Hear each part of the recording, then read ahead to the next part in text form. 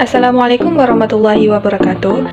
Perkenalkan, nama saya Elsa Hasni dengan NIM 2101111442 dengan mata kuliah Pengantar Ilmu Administrasi dengan dosen pengampu Bapak Dr. Zulkarnaini, SOS MSI.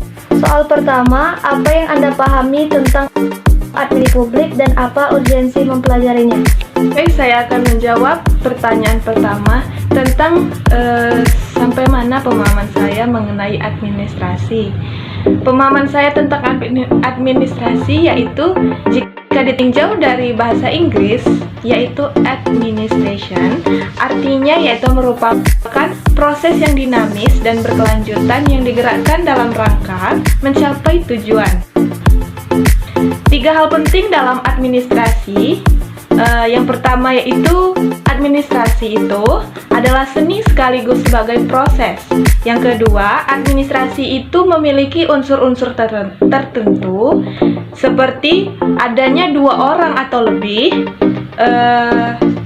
saling bekerja sama secara formal dan hierarkis, memiliki tujuan, memiliki tugas-tugas, dan memiliki sarana dan prasarana.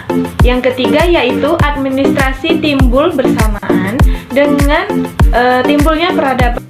Administrasi publik juga adalah satu bahasan ilmu sosial yang mempelajari 3 elemen penting kehidupan bernegara yang meliputi lembaga legislatif, yudikatif, dan eksekutif, serta hal-hal yang berkaitan dengan publik yang meliputi kebijakan publik, manajemen publik, administrasi pembangunan, tujuan negara, dan etika yang mengatur penyelenggaraan negara.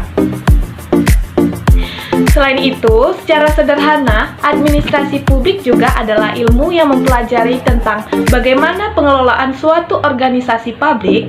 Kajian ini termasuk mengenai birokrasi, penyusunan pengimplementasian, dan pengevaluasian kebijakan publik, administrasi pembangunan, kepemerintahan daerah, good governance, bahkan perkembangan saat ini telah melingkupi kepublikan atau yang biasa dikenal dengan nilai publik. Selanjutnya yaitu urgensi mempelajari administrasi publik. Administrasi publik sangat berperan sekali bagi organisasi. Di antaranya adalah untuk mempermudah suatu pekerjaan, menghimpun data, kegiatan surat menyurat, serta memperlancar proses kemudahan suatu birokrasi atau institusi. Ilmu administrasi publik sudah mencakup hal-hal yang penting dalam kehidupan berorganisasi. Soal yang kedua, bagaimana peran dan tantangan administrasi publik di era revolusi industri 4.0? Oke, selanjutnya saya akan menjawab pertanyaan kedua, peran dan tantangan administrasi publik dalam era 4.0. Oke, yang pertama yaitu peran administrasi publik di era 4.0. Yang pertama yaitu pelayanan yang diberikan oleh administrator kepada masyarakat harus terus dilakukan dengan bantuan teknologi industri 4.0 dan teknologi informasi agar pelayanan yang diberikan kepada masyarakat menjadi meningkat, lebih baik dan tepat sasaran, lebih cepat dan hemat biaya. Yang kedua yaitu peningkatan dan penambahan alat-alat teknologi, terutama alat-alat berbasis online dan komputerisasi, harus cepat dilakukan dan diimplementasikan. Yang ketiga yaitu meningkatkan pelayanan publik yang bersifat online dan berbasis teknologi, serta memperlancar terwujudnya peningkatan mutu pelayanan publik di era 4.0 ini. Selanjutnya yaitu tantangan administrasi publik di era 4.0. Yang pertama yaitu masalah keamanan data. Seperti yang sudah kita ketahui, seiring dengan era revolusi industri 4.0 yang ditandai dengan kemajuan teknologi, informasi juga memberikan dampak positif serta negatif. Dampak positifnya, dengan mudah melaksanakan digitalisasi pelayanan publik karena didukung oleh teknologi informasi yang semakin berkembang pesat, pelayanan publik akan lebih baik lagi kepada masyarakat tanpa harus menunggu informasi dari kantor penyedia layanan, keterbukaan yang dapat menciptakan hubungan baik antar masyarakat dan penyedia layanan publik. Namun, di balik mudahnya peran digital dalam pelayanan publik juga terdapat dampak negatif, yakni semakin bebas masyarakat mengakses situs pemerintah, maka akan terjadi peluang besar pada terjadinya cybercrime. Yang kedua yaitu integritas dan pengambilan keputusan berdasarkan data.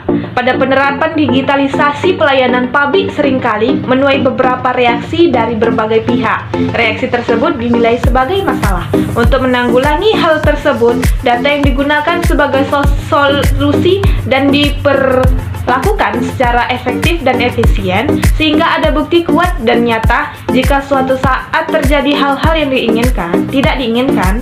Selanjutnya, para penyelenggara di digitalisasi pelayanan publik akan melindungi data tersebut secara privasi agar tidak bocor pada kejahatan cyber. Yang ketiga yaitu tangible atau nyata. Tantangan nyata dalam digitalisasi pelayanan publik yakni dalam hal keterbatasan sarana dan prasarana serta jaringan telekomunikasi. Selanjutnya yaitu intangible atau tidak nyata. Keterbatasan sumber daya manusia atau SDM, hal ini yang akan menjadi tantangan berat dalam digitalisasi pelayanan publik karena mengingat era revolusi industri 4.0 yang dimana mengakibatkan persaingan pada sumber daya manusia. Jika sumber daya manusia terbatas, maka akan terimbas langsung pada melemahnya sistem digitalisasi pelayanan publik. Baiklah, cukup sekian penyampaian materi dari saya. Lebih dan kurangnya saya mohon maaf. Saya akhiri. Assalamualaikum warahmatullahi wabarakatuh.